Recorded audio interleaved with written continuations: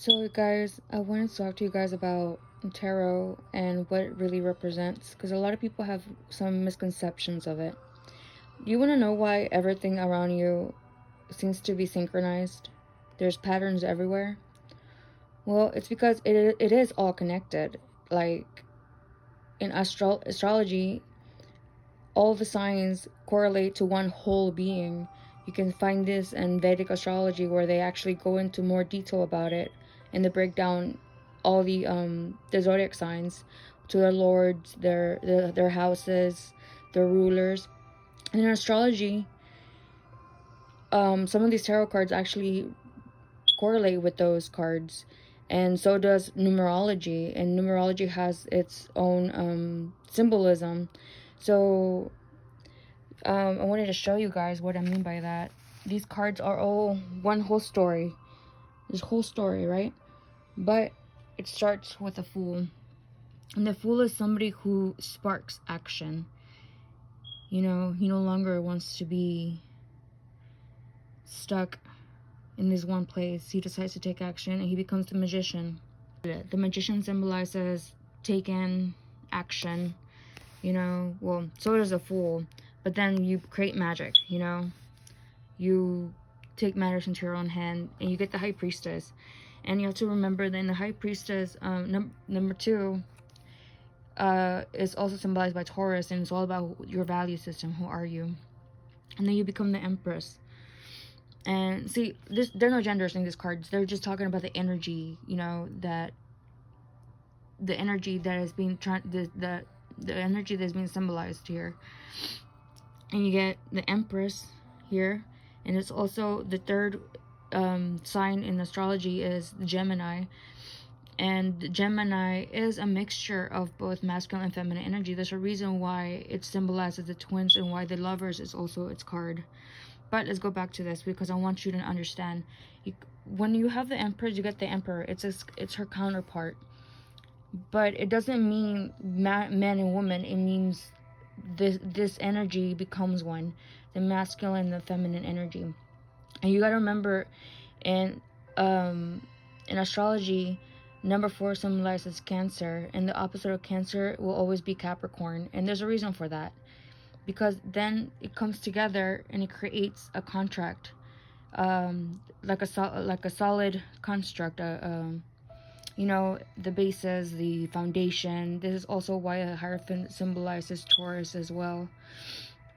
And then you get the lovers. Remember I told you that it's also symbolized by Gemini, because then it becomes a dance of the masculine and feminine energy, the lovers. I mean, you can also symbolize in tarot. Whenever you read, you have to ask the questions, you know, what is it, what's your intention, and why are you pulling these cards, you know? Because after that you get the Chariot, and it's all about the path you're taking within yourself, you know, the things that you're going to do, finding the strength to achieve these great feats. Because when this happens, you find your path and things change.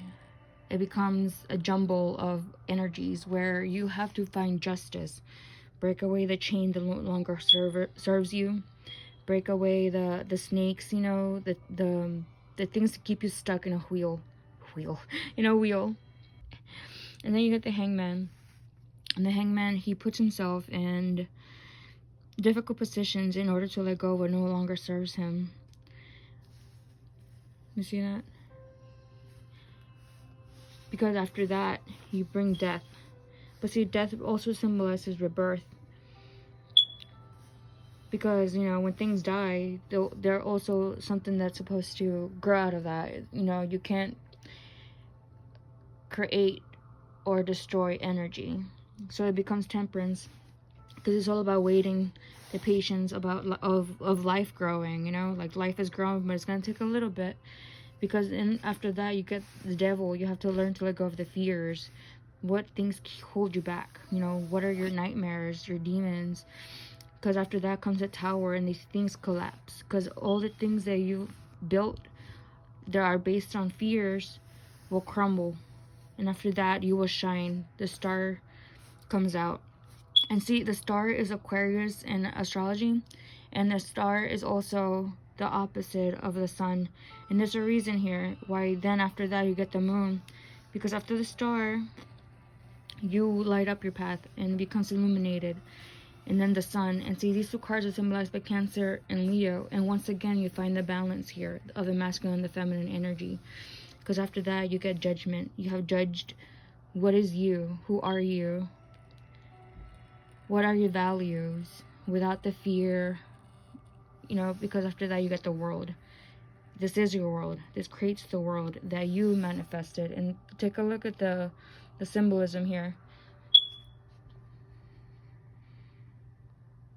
You see that? This is why I love astrology, why I love tarot, because these are stories that have been passed down through generations and lost amongst the clutter. You see what I'm saying? Anyways, guys, if you guys want to learn more about this stuff, then I'm more than willing to teach you.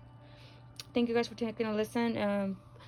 Like, share, and subscribe. Add me on Invictus Sumus Bella Torres. That's my Instagram or TikTok. Thank you.